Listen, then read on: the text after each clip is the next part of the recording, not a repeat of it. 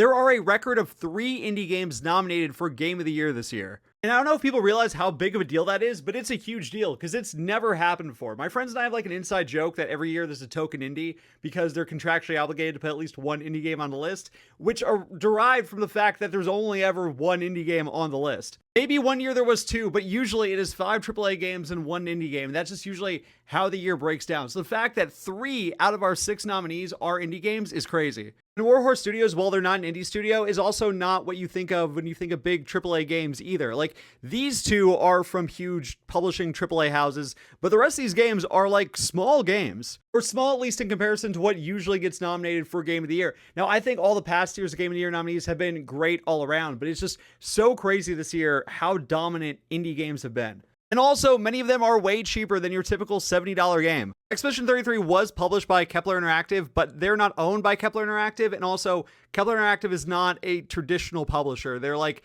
owned by the indie studios. It's more of like a mutual fund. It's very strange. Maybe one day I'll do a video just on Kepler Interactive, but they're not like what you think of when you think of a regular publisher like Sony or Nintendo. Who do you think is going to win Game of the Year? Let me know in the comments. If you haven't already, give me a follow.